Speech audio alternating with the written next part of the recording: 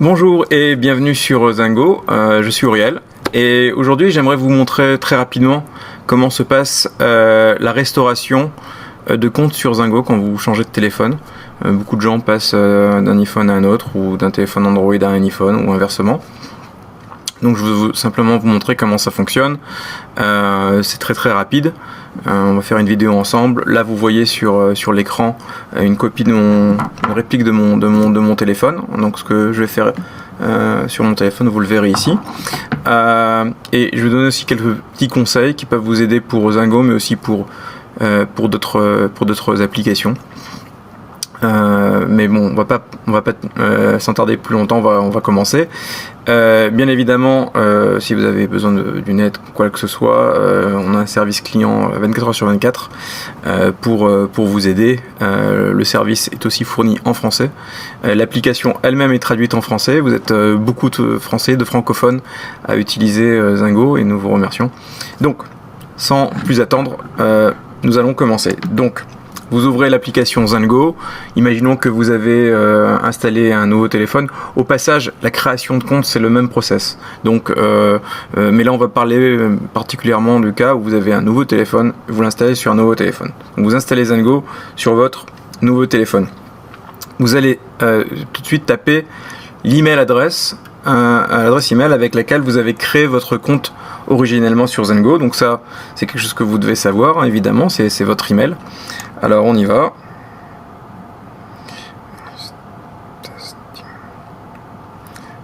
Évidemment, tapez sans faute d'erreur. Et souvenez-vous que, bien entendu, il faut respecter aussi les majuscules et les minuscules. Donc écrivez exactement l'email tel que vous l'aviez utilisé quand vous avez créé votre compte. Voilà, donc là, un lien magique va vous être envoyé sur votre boîte mail.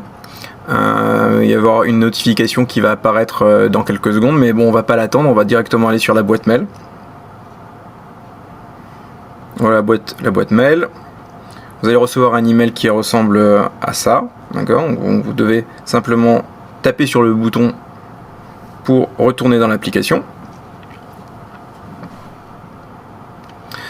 Là, je suis sur un iPhone avec Face ID, mais vous aurez le même message avec Touch ID. Puis si vous n'avez pas de Face ID, Touch ID, c'est avec un numéro de code que vous avez mis pour sécuriser votre téléphone.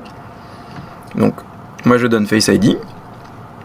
Et là, on finalise la restauration du compte avec le 3D Face Lock, c'est-à-dire le scan biométrique local privé de votre visage sur le téléphone qui va vous authentifier et permettre de recouvrer votre compte. Donc on y va. Soyez certain d'avoir une bonne lumière, un bon Wi-Fi.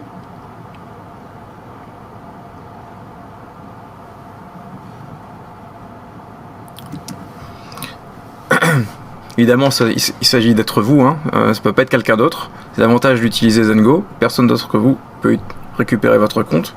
Et il y avait 94 $ à peu près de Ethereum sur ce compte-là. On va voir si on va le récupérer. Voilà, c'est terminé.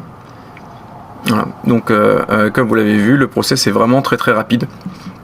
Vous mettez l'email, vous donnez l'accès à Face ID, Touch ID ou code de votre téléphone. Et enfin, vous faites le scan biométrique, le 3D Face Lock, qui vous permet de vous authentifier et de retourner sur votre compte. Donc vraiment très rapide, il y a très peu de choses à faire. Quelques petits conseils. Le premier, c'est que je vous conseille d'une manière générale de toujours conserver votre ancien téléphone avant que le nouveau téléphone soit restauré complètement.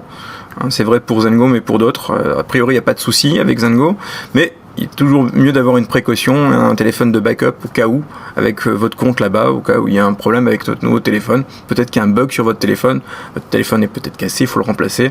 Donc c'est mieux de conserver d'abord l'ancien téléphone, s'assurer que tous les comptes sont bien restaurés. Le deuxième, c'est que sur iPhone, il y a un bug en particulier avec iCloud et qui n'est pas du tout spécifique à Zingo, c'est que quand vous ouvrez votre iPhone pour la première fois, que vous restaurez toute la data sur iCloud, ça peut créer des conflits avec les applications et donc c'est facile à résoudre. Il suffit de simplement redémarrer votre téléphone et là de lancer la procédure de restauration. Donc s'il y a un petit problème et que vous voyez ça ne fonctionne pas, vous redémarrez votre iPhone. Si vous faites la restauration dans les, disons, premières 24 heures de après l'ouverture de votre iPhone, et puis voilà, ça devrait fonctionner.